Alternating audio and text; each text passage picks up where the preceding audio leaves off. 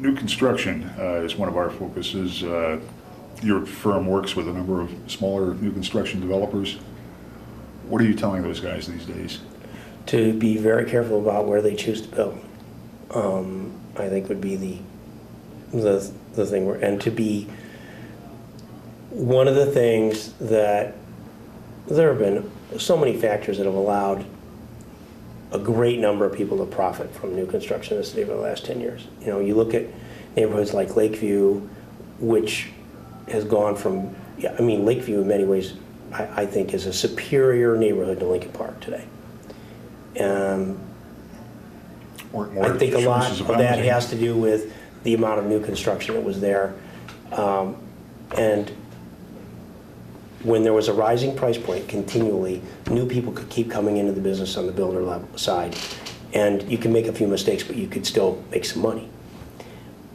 That's not true anymore. You can't make a mistake about buying the land. You can't make a mistake about the product you create. Because if you do, you're going to be punished financially for it. You know, so if you overpay, you're starting from a bad spot to begin with.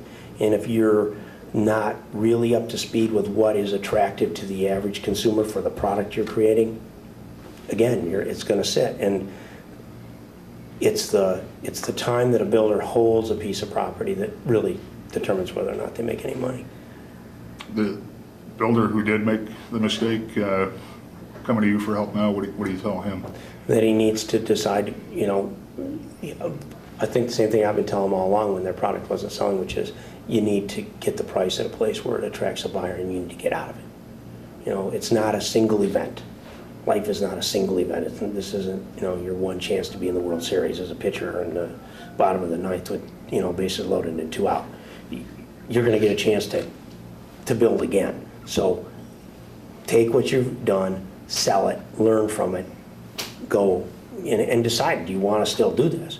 But builders need to build. I mean, unless they've got other skills, then if they're going to look at career changes, okay. But otherwise, I think they still need to build houses. And I still think that new construction has a sizable following.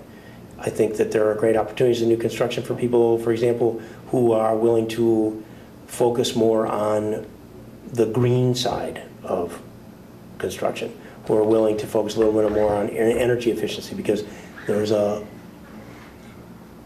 more interest now from the average consumer about how green is my building, how energy efficient is this structure going to be, how energy efficient are the appliances and the mechanical systems, because they're more educated and they're also aware of the costs associated with inefficiencies in those areas. So for a builder, hey, if I'm a consumer and I'm comparing this piece of property and this piece of property, and one of them has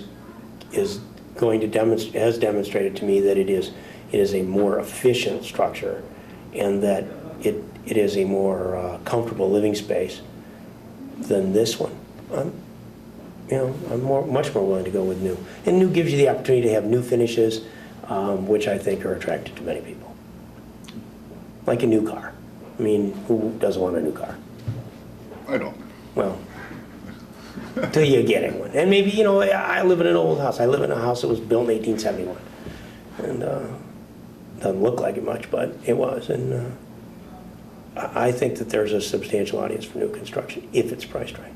It's priced right. What are the developers listening to your advice, or are they? I think some are. You know, I've seen developers who. It's been interesting because the guys who got into trouble earlier, maybe because they were pushing price points a little bit too much or got a little overextended. It was easy when things were moving so quickly to extend yourself out and try to, you know, there were developers who were banking land literally. You know, we have enough inventory so they could have 3 or 4 projects in front of them, or then they would maybe they would start to expand the number of projects they had going at a given time. Those people, when that didn't work too well, they were the first ones to start focusing on being more efficient and being more cautious. And so as the market has changed, they were in a little bit better place. They were one step ahead of maybe their compatriots who weren't. And I think that you also now are seeing how developers, especially of larger projects, manage them, and how they integrate their day-to-day costs and their profit, in effect, into how they're compensated through the course of the building. And so they often are not leaving they're not looking for the profit on the end product. That profit will be their investor profit. They're going to get their business profit out of the actual building.